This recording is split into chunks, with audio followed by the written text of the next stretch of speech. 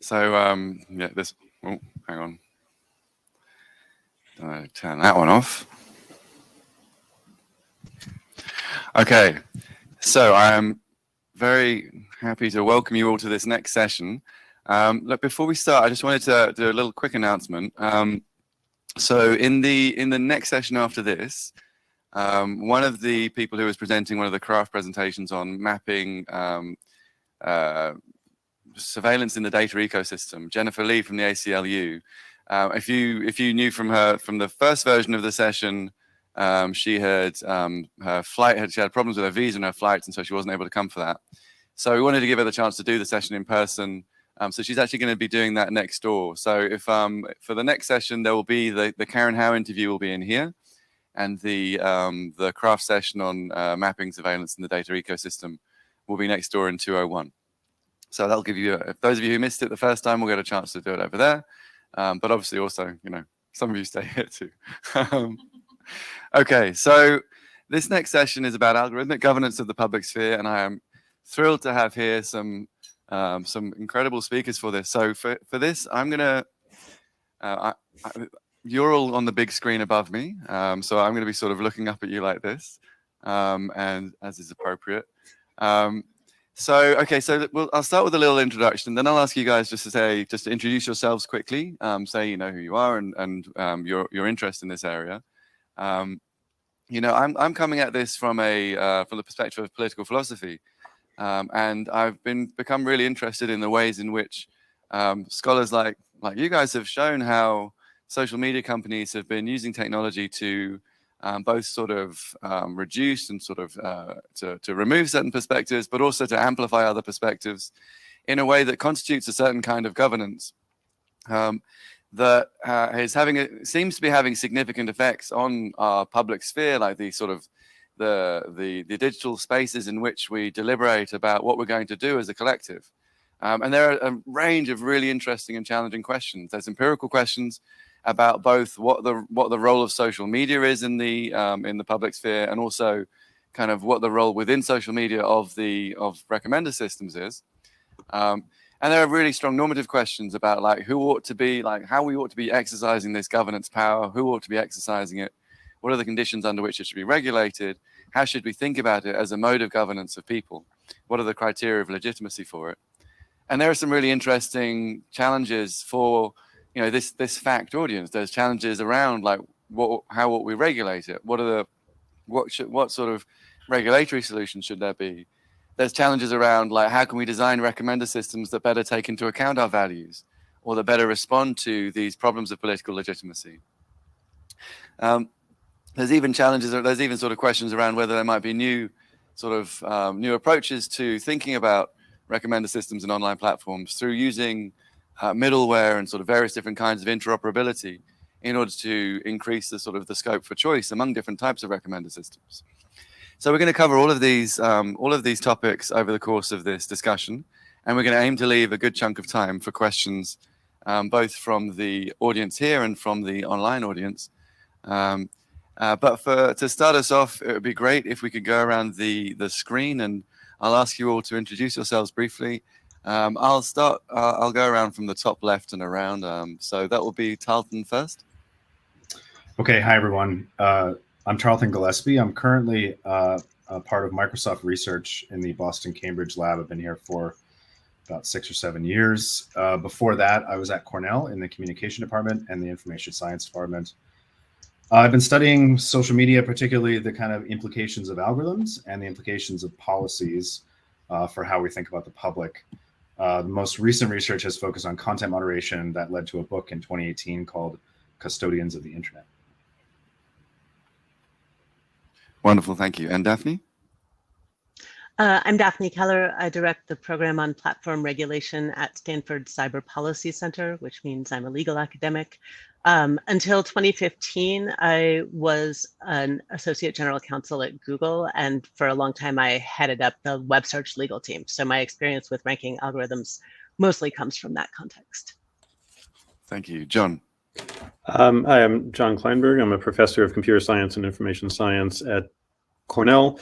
And so as a computer scientist, a lot of my interests are in algorithms, and in particular the algorithms that power search information technology and online social networks. And in recent work, I've been thinking about some of the societal implications of all of these systems and how they interact with perspectives from a number of other disciplines. Thank you, John. And Meredith. Hello, good morning, everyone. 안녕하세요. I am an associate professor at Northeastern University here in Boston, Massachusetts. I also run the Center for Communication, Media Innovation, and Social Change. And I study very broadly race, media, and power. So I am very concerned with what happens to those people who are left out of our concept of the public sphere, of the internet, and what happens when we leave those folks out of things like training algorithms to show us certain content. Thank you so much. Okay, so I want to be clear about the focus of this discussion, and I want to be clear about sort of what motivates it. So we really are talking about algorithmic governance of the public sphere, and we're acknowledging that that is very much not the full part of the governance of the public sphere. The algorithmic component is one component among many other parts. Even the algorithmic component involves a lot of human labor, you know, in terms of content moderation that's being done there. But for the purposes of this discussion, we wanted to talk in particular about the role of recommender systems in this story. And so one thing that we'd like to do, just as a kind of introduction, and John, this falls on you, is to just give us a layperson's introduction to recommender systems and related technologies that are involved in the curation of the public sphere, for those of us in the audience who are not technically minded. Sure. No, thanks very much. And actually, also thanks, Seth, just in general for all the work you've been doing and coordinating this whole activity this past week. It's been a huge amount of work and much appreciated. So I'll start by just talking a little bit about the general premise of recommendation systems for curating online information. This will obviously reflect some of my perspectives, both just personally based on my own experiences, also as a computer scientist. And so I think, part of the goal of this panel is to bring together all the different perspectives represented here. But one useful starting point is the sort of what now seems, somewhat far back in the past, 3 decades ago, the explosive growth of the web starting in 1993 with Tim Berners-Lee's original conception, the release of the Mosaic web browser. And there was really a very compressed period of time, sort of this kind of 1993 to 1996 range, in which just a huge number of people came online, information came online all of a sudden. And a lot of the way in which the field of computing had thought about access to information sort of tilted in a way, right? It tilted from problems of scarcity, where the hard thing was to find, the sort of needle in the haystack of information that you're looking for. And it became a problem of abundance. There was just too much information for any one person cognitively to handle. And of course, when you have an abundance of information, you have a scarcity of something else, which is attention, right? And this is a point that even Herb Simon was making back in 1971, long before there was any public use of the internet. And the point is that unassisted, you're unlikely to be able to find the things that are going to be most valuable or most relevant to you when you're in a situation of extreme abundance, even after they've been posted, right? They've been published, they're out there, but there's a problem of matching you up with them, right? So as a result, quite early in that period, right, in this 1992 to 1996 period, the field of computing quickly adopted 2 pieces of technology that became very influential. One was search and one was recommendation.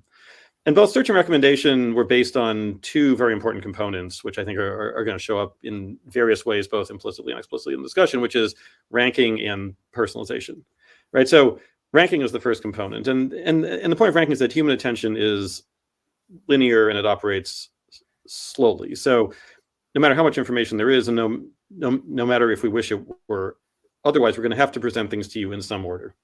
And there's going to be positional bias in how you consume it. So the first things that we show you are going to be the ones that loom largest.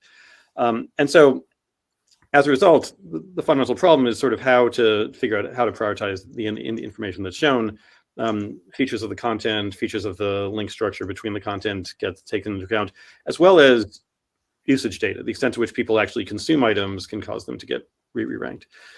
The second is personalization, right? So what you see isn't the same as what everyone else sees, nor in some cases would you want it to be, right? If a user types COVID test near me into a search engine, presumably they would like to find a COVID test near them. And that's going to be personal to them and where they are. So the idea of personalization, which is sort of central to recommendation systems, it can be done based on your own past history, as well as by finding users who have similar past histories and trying to leverage their behavior and their choices when they've chosen things other than what you have.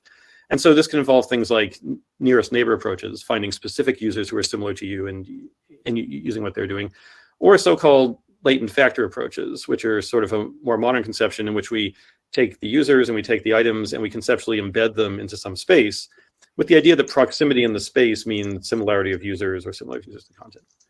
So this was all through the 1990s. Of course, these things long predate the online domain. Even physical newspapers obviously have to decide which articles go on page one and how much regional editions should differ in what they cover. And that ultimately is also ranking and personalization. But algorithms obviously mean we need to specify these up front. And it gives us incredibly more power, right? We can tailor the content to each person individually, but we face the challenge that we have to specify the algorithm, and we often aren't necessarily sure at the time of algorithm creation what our priorities are. Yeah, absolutely. Thank you. That leads us very nicely into the next question. So the things we tend to sort of worry about and that are argued about in this context, and we've had a lot of this kind of throughout the conference, talking about, on the one hand, the amplification of certain messages and certain content, sort of boosting that, it's going viral. We just saw that in Andre's talk just now, talking about the ways in which a given video of racial violence, of racist violence, is being sort of promoted and algorithmically amplified across people's feed. And then on the other hand, we had discussions earlier as well about shadow banning and reduction. So we wanted to talk a little bit about these notions of amplification and reduction. Daphne recently has published a paper on algorithmic amplification and its discontents, which I really recommend folks, if the student volunteers can put that in the chat, the link to it, that would be great. It's a great read, and Tarleton's got a paper coming up on, which I don't know if it's out for public sharing yet, but on reduction. So Daphne, if you can maybe talk about amplification, and then Tarleton about reduction. Sure. And so I think part of what makes it hard to talk about amplification is that it sort of presupposes there's some baseline that we are comparing things to. And there's actually a really good recent post on this on Technology Policy Press by Jonathan Stray and some other authors that goes into detail well on how it's hard to say what this neutral baseline is that we're comparing to when we say that something has been amplified. I think that's most obvious if what we're talking about is search results or recommendations, where the whole point of the service is to provide ranking and to choose which thing comes first. In search results, for example, I think we can identify things that we think are bad search results, maybe because the results for doctor are all white men, or for reasons of bias, or for reasons of self-preferencing by the search engine. But it's really hard to identify what good ranking looks like and what is the neutral baseline that we're comparing to in saying what counts as amplification. Usually when politicians talk about amplification, what they're thinking about are the news feeds in social media, and probably particularly Twitter and Facebook. And there, I think I should say first, if you have a small enough community of trusted friends, you probably can have chronological order or reverse chronological order, or sort of one of these things that people think of as the likely neutral baseline against which to measure amplification. But if that's not your world, if, for example, you follow more people than you can read, then adopting something like chronological order as a neutral baseline, so-called neutral baseline, just sort of creates this randomizing function where what you see depends on what times you check your newsfeed. And so I would never see Seth's posts, for example, because we live in very different time zones. The other problem with thinking about something like chronological order in social media feeds is if you're somebody who uses something like Twitter in part for the discovery function, to find new people you didn't already know and sort of see how your friends are responding, or people you follow are responding to people you don't know, and spotting new conversations. To me personally, this is one of the best things on Twitter. But once you are seeing things from people you don't know and you're outside of a very small trusted community, it also opens the door to bad actors and spammers becoming part of the dynamic. And as I'm sure all of you know, this is like the original sin of the internet, and the reason we cannot have good things and don't live in an Edenic state is because the authentic, unmediated interactions we might want are tinkered with by bots, people engaging in coordinated inauthentic behavior, various efforts to game the system. So once you have potentially inauthentic behavior coming from users, internet companies like Facebook or Twitter or Google and web search come back trying to combat that through their demotion rules in this sort of iterative adversarial fight, which definitely includes demotion and ranking changes, and which I think should, unless we want content moderation to be a really simplistic up or down model for the content that we see. And so then we're in a situation where we want an authentic feed, but we also want the platforms to get rid of the inauthentic parts in order to preserve the authentic feed. And by now we're far away from any defined neutral ranking system that would help us understand what counts as amplification. I could say more, but I think we have so many other interesting things to talk about. I'll stop there. Thank you, Daphne. Yeah, well, that leads very nicely into Tarleton, onto the question to Tarleton, which is just to talk through some of the methods of reduction that you've been researching and that are being deployed, and the effects that they have. Yeah, I mean, it's fascinating. You can see in John's summary of kind of where recommendation and search came from, this idea about information abundance and people needing to navigate that, and the tools trying to provide some mechanism. Very much imagining a kind of like pile of information that had been produced and an individual user who wanted to find something. And then that idea has animated the development of search and recommendation for a long time. And what I think we struggled with in the sort of last decade was this recognition that if you build a system that is doing that for each user, and each user is looking for something and you're hoping to provide it for them, there are not only individual effects, right? I do or do not get what I want. And there's implications for the people who are found or not found, right? So the small shoe seller in town versus the link to Amazon. But that there's also these effects of like, if something tends to get recommended a lot more and enjoys winning that game, right? This is virality. This is the first thing that ends up at the top of YouTube's feed, that there are cumulative effects. And then once you recognize that, then the people who would like to be found, whether that's to sell or to convince or to mislead or whatever, will look to benefit from that system. And there was a turn, I think, in 2016, 2017, 2018, where we began to call out platforms not just for hosting content that was either good or problematic, but that their recommendation systems were allowing certain things to win that game, or were facilitating things. That was this amplification argument. Some of the platforms responded by saying, okay, well, in addition to traditional content moderation, there are things that we've prohibited and we will remove. They began to play with what kinds of things should we not remove, but also not circulate as widely as possible.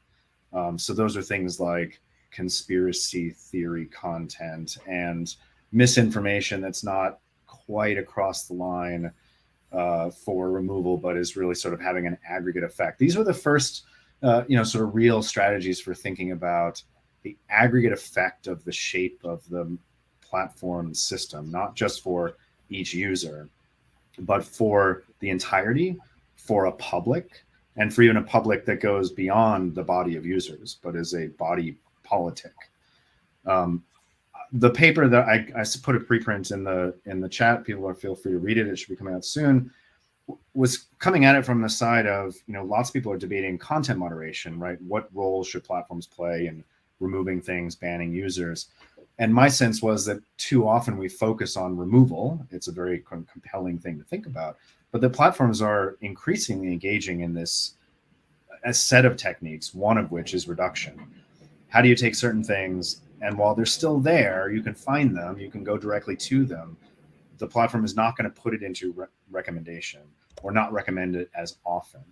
And that really raises a problem, not only for if we're going to try to think about laws about content moderation or holding platforms accountable for being transparent about how they moderate. But I think it also tests our tendency to kind of treat moderation as one problem that platforms do, and we have questions about it, and recommendation as another problem that platforms do, and we have questions about it. Because recommendation now isn't just how does the system best give you what it thinks you want, and all the problems with that, biases and absences and self-serving links and all that, but also while giving you what we think you would want, we're not going to give you certain kinds of things, but it's going to be very hard to see that that's happening. All of the major US platforms are doing that. Not all of them are as public about the fact that they're doing it, but it's a big part of how recommendation works now. That's very helpful. Yeah, I mean, I think it's helpful to just think in sort of threading together all of the three things you've all said. If we think of recommending as a ranking question, then the amplification reduction distinction is really just a sort of an arbitrary choice of 0 point within that ranking, and you sort of view it as like whatever you decide is going to be the norm within that. Meredith, if we could start talking about like what we think are the observed social impacts of these technologies. Like there is a significant debate. There was the concern in the early 2000s about filter bubbles and echo chambers, and to some extent in the 2010s, you could say that a lot of the empirical kind of quantitative research has pushed back against sort of some of those worries, especially about kind of the degree to which people would be exposed to different types of content. But sort of where we stand now in 2022, how do you think we should assess the kind of the social impact and arguably the social harms that have arisen from these types of practices of amplification and reduction? Thank you. So I think one of the things that we have to do as we try to assess the harms that algorithmic amplification may have had on our social systems and the way that we think about them is what that baseline is that we are trying to get to, that Daphne mentioned. What do we consider to be our norm? And thus, how far away are we from it? But also, to my point about thinking about those who are left out, the baseline that we are so often working towards is one that is assumed to be, and I'm speaking from a very US-based perspective, so I ask for forgiveness there, but one that's thought of as white, middle-class, male, from that vantage point, right? That other perspectives are not considered part of what we think of as the public sphere, and thus they are not part of the foundation that we are trying to repair. And I often use the metaphor of a broken foundation to talk about anything that has to do with bringing different groups of people together to engage in discourse with one another, to construct the public sphere, whether it's on a daily basis in the internet or in our offline worlds, like with news. My training is as a journalist, and that's in my background. So thinking about what this baseline is, I think is our first point of departure. And basically how we would redefine it. Now that we have had the internet for some time, we've had different modes of getting to it. We've seen how the internet is operationalized in a number of different ways, like what is the internet outside of a US context? Bringing all of those pieces together to think about what baseline we want to strive for. I think about it in terms of a radical imagination. We've had this grand experience, or experiment rather, for a number of years. If we were to start over with the knowledge that we have, how might we define a baseline for ourselves? Like, what is going to be normative for us? What is going to be inclusive? What is going to help us think about making some of the repairs that we should have made long ago, but actually incorporate that as part of what we are building in everything from recommender systems to algorithms that push certain content towards us or away from people. One last thing I'll say about that, I like to borrow from journalism and from theories within journalism. And so I think about the hierarchy of influences model in journalism and what it means placed in a digital context. And so Pamela Schumacher and Stephen Rees updated this model a few years ago to think about the digital impact. But basically, they draw this series of concentric circles, and the outermost one is our ideological forces, our sociocultural forces, and from there, moving inwards, the institutional forces, the organizational forces, our routines, and then as individuals, the choices that we make. And all of that is driven towards news production. But I find it a very generative and productive model to think about when we consider how we are making a sense of a public sphere in the digital world. We have those same forces. Think about what information is considered something that should be freely exchanged and given, and what it means to be from a specific region in the world, and what the ideologies and the culture around that specific region say is information that should be promoted. And from there, thinking about the institutions that have a hand in it. So if we're talking about technology firms, what is their motive? Profit, of course, but what other motives do they have in terms of beating out competition? And so how they approach setting this baseline, all the way down to the routines and how we use information technologies to gather, disseminate, and share information with one another, to the individual choices that we make. All of these things have to be considered if we are going to redefine any sort of baseline or common understanding of what it means to grapple with these recommender systems, and to do so in a way that is productive for more people across the globe. Thank you so much. That beautifully kind of united both the kind of the empirical diagnosis, but also the normative diagnosis that we were going to go on to. And I think that the there are sort of versions of the account of the normative aims of the public sphere that focus on, making inclusion, making sure content kind of people are able to get into the public sphere, if you like, accreditation and ranking as being kind of the central ideas. Tarleton, just to throw this to you a little bit, what are your views, like if we're thinking about kind of what the values are that we're aiming at, that we should be striving at through each of those different levels that Meredith pointed out? And by the way, Meredith, if you could put a link in the chat to the paper that you're referring to, that would be great. When we're looking at this from the normative perspective, like what is it that we ought to be aiming at? And if we're going to turn in a moment to start thinking about kind of regulatory and sort of technical interventions, like what might we think of as their goal? Yeah, I mean, to pick up on the way Meredith was laying this out, I think that one of the big debates in sociology and political science has been to question the idea of the public sphere as a kind of single entity. We talk about the public sphere, we talk about the public. It's a useful shorthand, in sort of casual conversation. But from an analytic perspective, there's certainly an argument that while highlighting the importance of public spaces where we discuss public things was useful, the tendency to kind of turn into a singular was real problematic. There are, in fact, many publics, and we probably do well having many publics. Though that could be different communities, that could be different identity politics, that could be locality versus nationality versus global.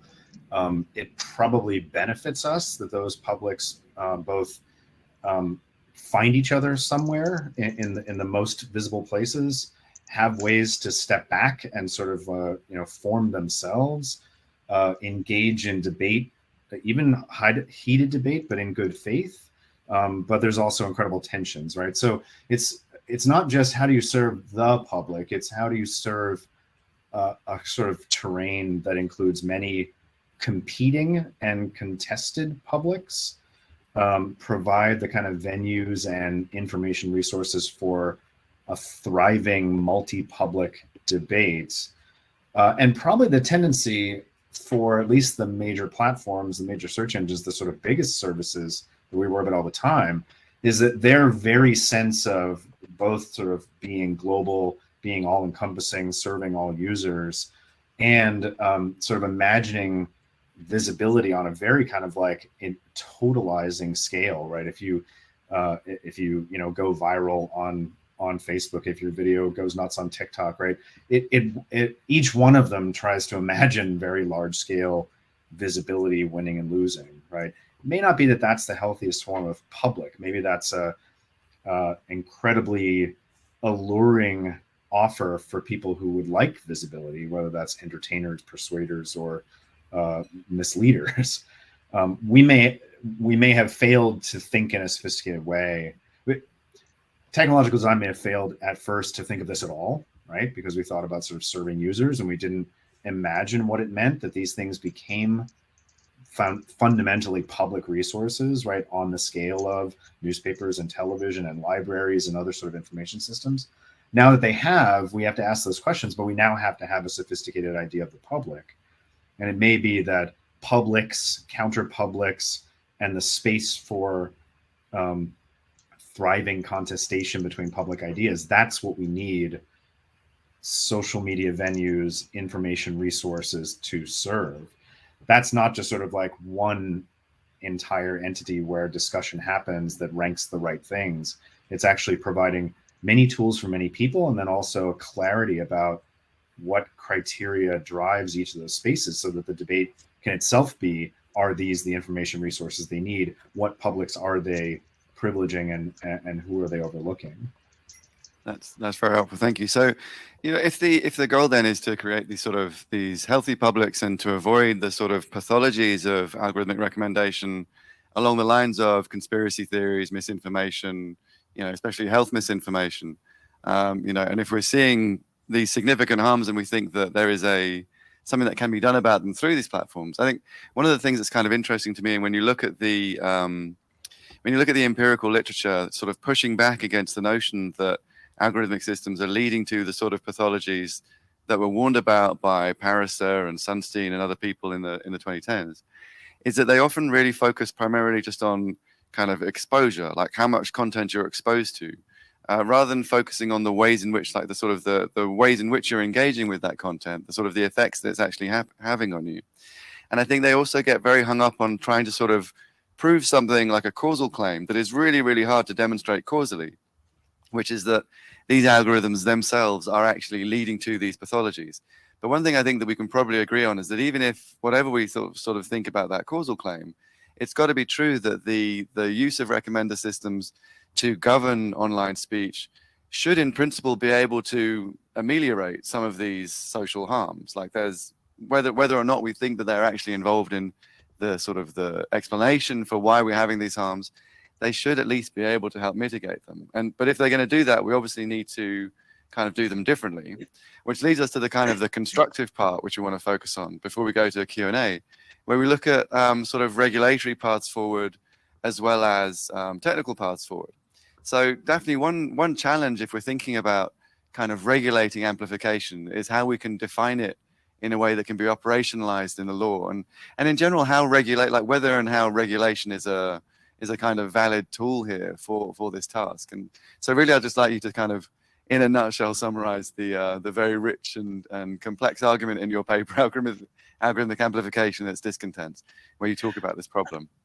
Sure. Well, let me define a couple possible versions of algorithmic regulation. The most basic is transparency. That's difficult because by transparency, do we mean disclose all the source code? Do we mean something that is understandable to the general public? The question of what transparency means gets very complicated. Personally, I like APIs and bulk queries as the mechanism for a lot of algorithmic transparency, but there, people might disagree. The most ambitious version of regulating amplification is for lawmakers to say, here are the priorities, now go forth and meet them, algorithm designers. And I think part of the reason that we saw that become a discussion in Europe and then kind of go quiet a couple of years ago is I think that lawmakers pretty rapidly realized that they themselves had some very competing priorities. Are we talking about fairness and equality? Are we talking about prioritizing authentic and reliable news? Are we talking about competition? Are we talking about intellectual property? And any of those things might lead to a different ranking system. And how do you balance those things and how do you turn it into math? I think the idea of regulations that tell us what the algorithms need to have as an output is extremely challenging. A nominal middle ground that you hear a lot about in the US, at least, is the idea of sort of content neutral circuit breakers, stopping things from going viral very abruptly. So you could say something like a post can't gain more than X followers, or a person can't gain more than X followers per day, or a post can't gain more than Y% of new views per hour. You know, something quantitative like that that applies equally regardless of the content of the post and regardless of who it is. One of the problems with that, I think, it's useful in some scenarios we can think of disinformation spreading like wildfire. It's wouldn't let some things happen like the emergence of speakers from the margins who manage to break in. Like we don't get Lil Nas X in this scenario. The Me Too movement probably looks pretty different in this scenario. And so I worry, kind of to Meredith's point, she was much more nuanced, but like, what if the received baseline is bad? Do we want to lock in the current allocation of who gets to talk or who gets to have a big audience, and not have sort of ways to disrupt it, which I worry about quite a bit. My favorite approach, which I will not talk more about, but you know, I think disrupting the concentration at the center so that no one algorithm matters that much, and diversifying where people can go for their algorithms is a much better approach than trying to have a top-down dictate saying here's the right algorithm. Yeah, thank you. I mean, one of the things I think that is such a challenge if you do start doing the latter is that you're obviously dealing with, you know, you've got sort of Hobson's choice between, on the one hand, having private platforms basically being deputized to enforce on norms about online speech, so investing them with extraordinary power. But then on the other hand, it's not like you really want government enforcing laws around political communication in that sort of way either. John, I wonder, yeah. I mean, just to follow up on that, you know, in every legal system in a democratic country in the world, that runs into problems with free expression and information rights. You know, the line of the problem is different in different countries, but there's a human rights barrier. Well, I think it'd be nice as well to sort of reflect back on the, you know, John, you gave us a bit of the history of recommender systems and the sort of the emergence of the internet, if you like. And in the 90s, the primary concern really was around the sort of avoiding government control of these spaces. It'd be great if you could just say a little bit about how you see the different roles of kind of private and government actors in governing online speech. Right. Yeah, it's a great question. I mean, I think, right. And so, Daphne, I think your point of, you know, the limits on what we might reasonably want to do with legal solutions, or where the government imposes some restriction, you know, because of the incredibly high bar on what constitutes a valid basis for restricting speech, it's going to be always very hard to draw analogies to, you know, the regulation of product safety, the regulation of environmental pollution. There is something obviously different about speech when we're talking about governmental regulation of that. I do think that, you know, I mean, a lot of the reasoning in this area has also proceeded by analogy, right? Like what is the analogy to what a platform is doing, right? Is it a pipe? Is it a delivery truck? Is it a speaker? Is it a publisher? Is it a physical meeting space?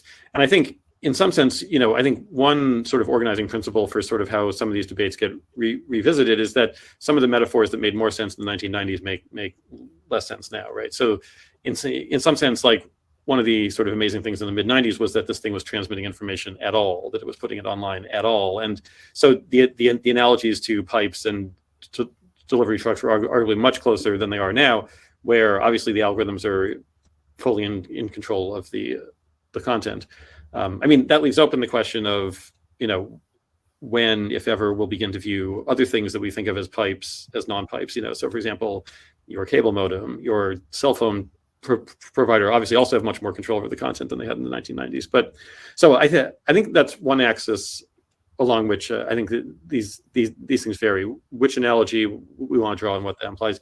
And then I think another important thing that you said, Daphne, is that it's a space in which we're not sure what our priorities actually are, right? So this is not a case where we know what has to be done, we lack the kind of technical means to do it.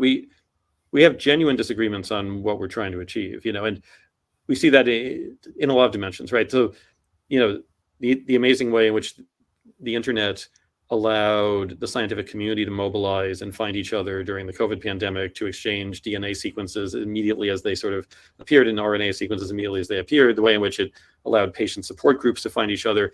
That's exactly the same way in which it allows, people who are peddling dubious medical conspiracy theories to find each other, right? So the functionality is two-edged, obviously. And so I think it's a domain, especially if I think about the kinds of questions that the community at this conference studies. I think it's an interesting case study of one where the priorities are still quite contentious.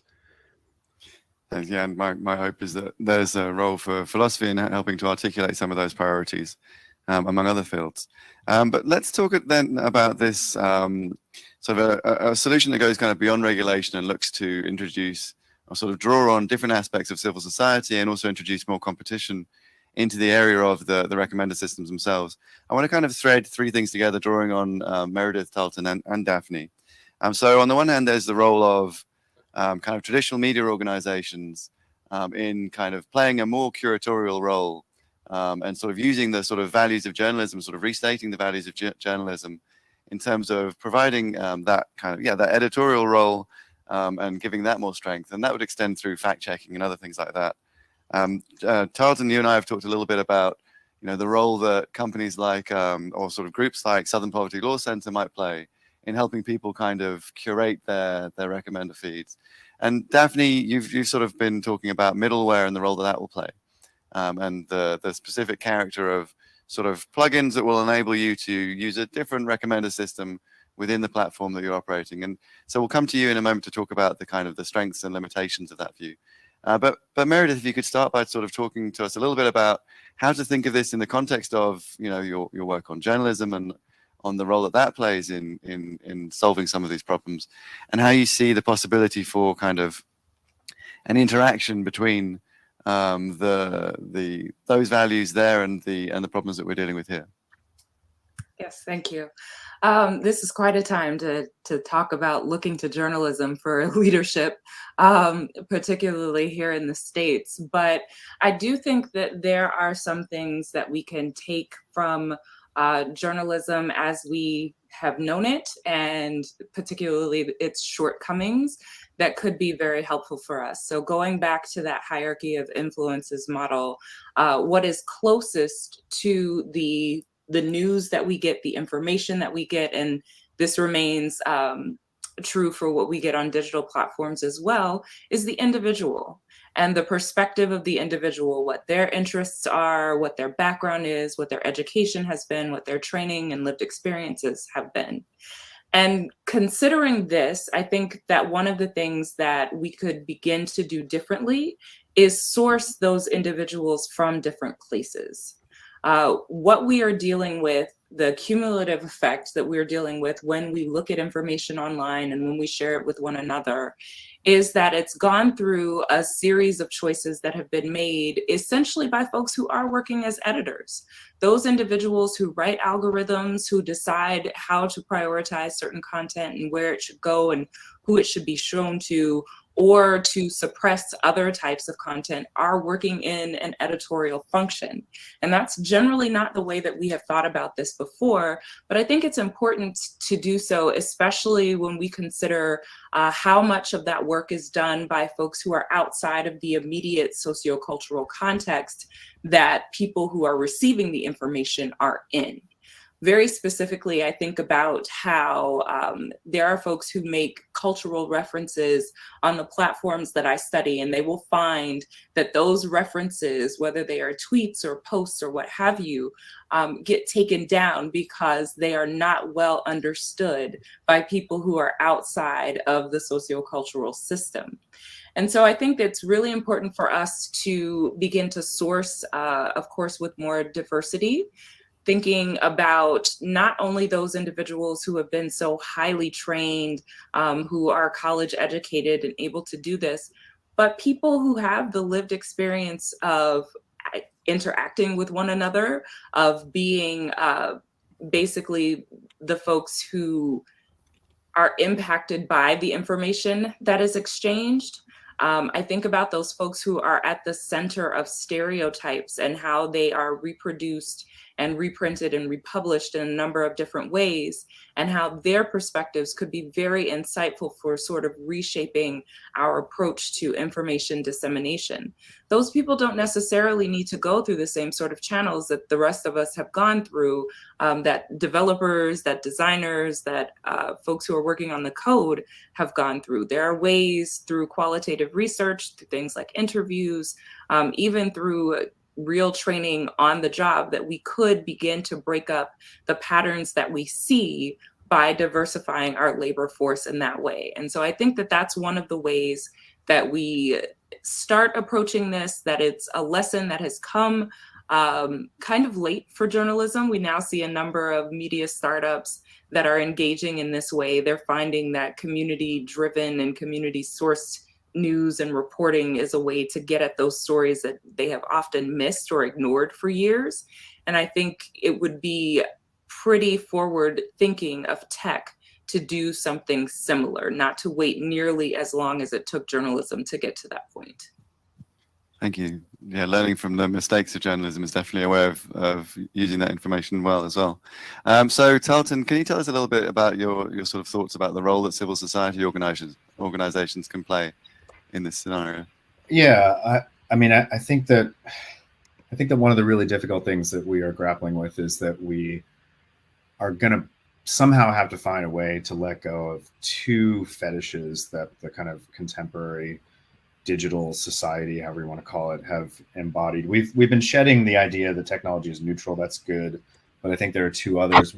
One is that a kind of deep distrust of expertise, and with that, a kind of faith that the sum of collective actions is the best expertise of all. This is the very premise of the Google search engine. It's the very premise of Facebook's social graph, right? That you don't want experts telling you what to do. You want the sort of collective aggregate people to have generated something, and that's somehow better, right? And we're now at a point where okay, if we distrust expertise, whether that's journalism or politics or the academy, and we've shed that and sort of thrown in our lot to the collective generation of knowledge, we're facing the opposite problem, right? Which is both chaos and manipulation. And the other one is a very particular theory of equity that sort of the web and social media really loved, which is flat is fair, right? A kind of marketplace ideas notion.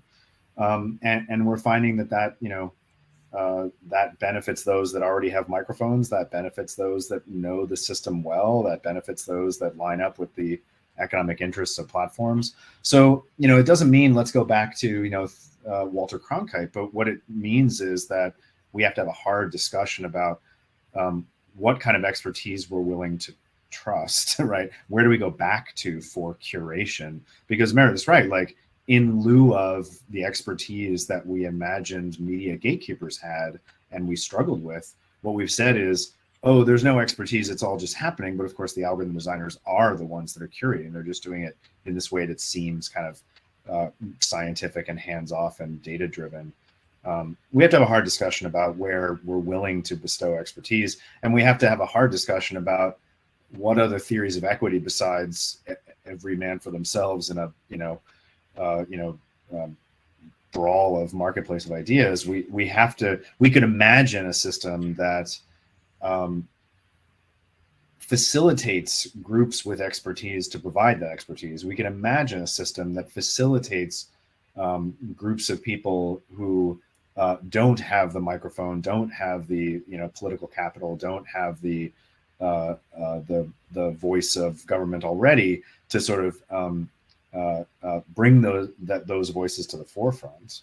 Those are very different ideas of expertise and equity that have been built into web, search, recommendations, social media. So one possibility is there are lots of organizations that can develop expertise around specific things, like does the Southern Poverty Law Center do the work of figuring out who hate groups are, and then do we make it possible for you and I to subscribe to their assessment such that my navigation of the web or the information system or the platform is already benefiting from that expertise? Can I build up expertise from journalists, from activists, and can I borrow that expertise to better navigate, not to sort of anoint them as the one and only way to understand what is useful out there, but to let me outfit and sort of like supercharge my navigation through platforms, standing on that expertise and funding it somehow. That's the other piece of it, right? Not making that free labor somehow, but drawing that expertise out and making it available for people to navigate more effectively. Wonderful. Yeah. So it's almost like we planned this, because that just leads us beautifully to this question of middleware and the role that that might play in facilitating precisely this sort of interaction between, fact checking on the one hand and sort of curation by civil society orgs on the other. So Daphne, can you just sort of introduce us to the concept of middleware in this context, and tell us a little bit about its sort of promises and pitfalls? Yeah, so this is really not a new idea. This is an idea with origins in the 90s or earlier as part of sort of end-to-end design principles. The idea that you want to put the intelligence at the edges of the network, or the potential to do content selection and editing and discrimination at the edge of the network in the hands of individual users, rather than having some all-powerful intelligence in the center that makes those decisions. There were versions of this for the web. The PIX standard, if you're old enough, you might remember. ICRA was an implementation that was supposed to be able to let users use their browsers to say, I'm willing to see web pages with this much nudity, but no animal cruelty, to select what they wanted to see. But importantly, and this is sort of a forgotten 90s thing, but it's part of the proposals now. Importantly, like, nobody wants to do the work to set all those settings on their browser, or as a content creator to label all of their content with that degree of granularity. And outsourcing that to machine learning doesn't work very well, or platforms would work better. And so this kind of important additional idea that I think maybe Tarleton was gesturing toward is being able as a user to delegate to someone you do trust to make those choices for you. So maybe you could have a version of Twitter that has the ranking dictated by ESPN because you are a sports fan, or a version of Facebook that is curated by a Black Lives Matter affiliated group. And you can overlay these things and choose, instead of having the ranking and the content moderation rules that the incumbent platforms already have, to continue using that platform. You don't lose touch with all of your contacts. You don't lose the benefit of network effects, but you do get to select a different set of speech rules that you want to live under. And so the terminology middleware, which my Stanford colleague Francis Fukuyama attached to this, is sort of the version that presupposes you keep an incumbent platform in place, and like probably they offer their own content curation, but they're competing with new moderators. There's a different version that I'm sure a lot of people here are familiar with, which is the purely federated version, something like Mastodon, where there is no centralized point of control at all. Instead, there are sort of interoperable nodes operating on the same protocol, but each having their own selected speech rules enforced. And there are a lot of downsides to this. If what you're worried about is echo chambers, this might sound like a bad direction.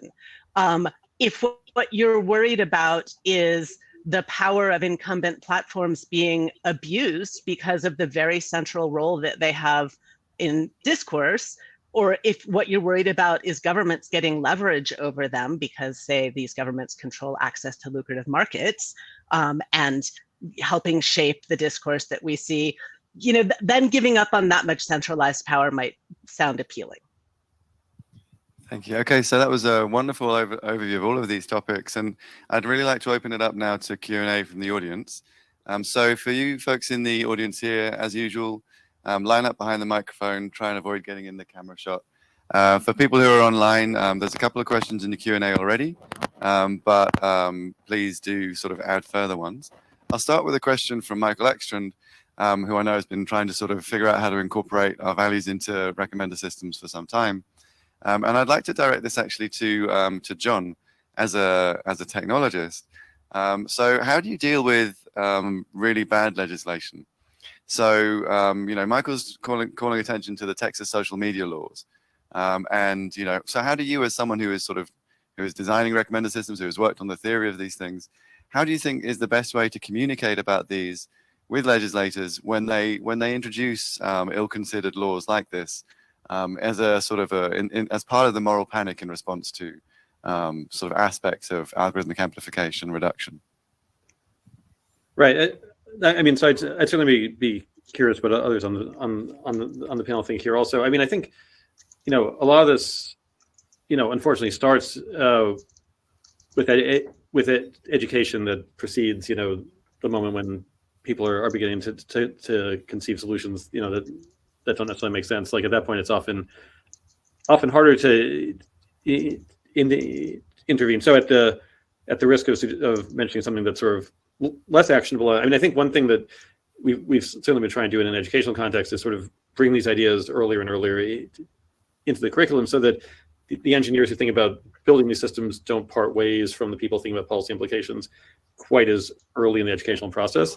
I do think, in terms of the, sort of moment of intervention where, it's now too late for all of that, and we're trying to have that conversation, I do think carrying out some of these at the level of analogies is often how these arguments have proceeded. And often these, these ad hoc solutions that don't necessarily make sense are often based on flawed analogies. And certainly one type of discussion I've certainly find myself having a lot as a technologist is less about here's how technology works and more to try to sort of rebut various analogies that sort of, just on their face don't make sense, and to sort of point out where the slippages are between the computational structure and sort of what's being purported to represent it. Thank you. I mean, it would be great just to sort of have a couple of you reflect more generally on anti-models, if you like. I mean, there's certainly a few of them being put out there, various different types of online safety regulations being proposed. In Australia, for example, there's a very ill-considered one. So could you just sort of speak maybe whichever of you would like to this question of, what are some of the missteps in sort of regulatory proposals that have been put forward? I mean, I imagine the Texas one is about as bad as it gets, but there are some other bad ones out there too. Can you say a little bit to that? I'll start with Daphne. That's to me. I'm going to start by saying some good things. I think that the EU Digital Services Act is so much smarter than anything we've seen proposed in the US. It has a lot of flaws. I have a lot of criticisms of it, et cetera, but it starts from a very realistic understanding of how content moderation tends to work, and then tries to build out processes to make that more fair and to make that more transparent. That's a much better approach than saying, hey, platforms, go forth and make this result happen, because platforms have a very serious history of going out and taking down the wrong things or silencing the wrong people when that's the way to avoid liability for themselves. So that's a good thing. I think there are a lot of bad ideas out there. There are ideas that would eliminate end-to-end encryption, which would really compromise privacy for a lot of people, including people all over the world who very much need it for human rights reasons, and for anybody who relies on functioning, encryption for financial services and so forth. It might be good not to mess with that. There are proposals out there, and Europe has gone down this slippery slope in ways that I find really disturbing, to mandate that platforms deploy automation to find certain kinds of prohibited content in ways where the automation that they are likely to deploy is almost certain to make a predictable category of mistakes that both, silences some lawful speech, including political dissent, and has disparate impact on different kinds of speakers in ways that Meredith, I think, was alluding to earlier, and that creates threats to data protection and privacy rights because of the new surveillance mechanisms that are incentivized. So I think mandates for stay down filters, monitoring, things that come under headings like that are among the most disturbing to me. Seth, can I add one? Yeah, go for it.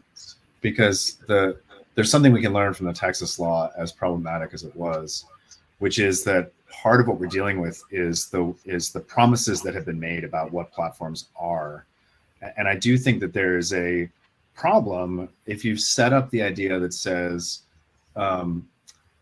moderation is impartial, you don't have to see how it works, it's not a value judgment, and it'll be handled. That when you say that, and you say that over and over again, and the platform said that for many years, that when people start to see that that's not exactly how it works, there's a lot of room for suspicion, right? Suspicion, political suspicion, then politically motivated claims of suspicion, right? So the idea that says, wait a minute, there's something else going on here, it is in part a reaction to platforms promising that this was going to be, that these aren't value judgments, right? And I think one of the tricky things, and this is I bring it up because it's a problem we could end up recreating, even with our best intentions, is, we can imagine a middleware scenario like Daphne's talking about and fit it with this dream that somehow the process of knowing which posts are nude and which posts are racist and which, all that thing is going to somehow be done for us. And the problem is when you deal with public values and public negotiations, the value judgment is part of what produces publics, right? That's how publics exist, is they chew over and struggle with what they stand for, what is acceptable, right? And so part of the like erasure of that, saying this will happen behind the scenes, the bad stuff will just disappear, produces suspicion when that isn't what it looks like, produces suspicion when it looks like it has value consequences, which it does, right? So how do we approach this by saying these are of course value judgments, and we're going to make room for those value judgments to be made and assessed and visible, because seeing how they're made by the platform or by a community or by a third party and chewing on why it's made that way and whether we should make it again is what publics do, right? You can't set that aside and automate that away. That has to be a clumsy and ongoing part of value systems. Thank you. So we have a question from the in-audience mic. Hi, Lucian Xie here. I would like to ask your thoughts about the role of users who are not just audiences, but they also produce, feedback signals into the system that create feedback loops. And I guess I would like to hear your thoughts about both the current users and next generation. So for those of us who have kids, how we imagine them growing up with a content ecosystem that's very different from, say, the 90s. Can we start with Meredith on this one? Oh man, when you're thinking about your answer, hoping that you're not the first one called on. All right. Well, I think about users in the way that we consider what we have is what we've created. And I know that's going to sound like circular reasoning, but a colleague, Andrea Wenzel, talks about the built media environment. And I think that's really where we have to think about what we have and what we're able to do with it. The way that we understand our influences on the platforms that we use, we often think of ourselves as pretty passive, that we are limited to only a certain number of options, right? And to an extent, that is true. However, with an approach like Andre Brock's critical technocultural discourse analysis, if we look through each level of the technologies that we're using and think about how they have been shaped for specific audiences or for specific users, I think one of the ways that we start pushing back is by making demands about the audiences and the users that these technologies are developed around.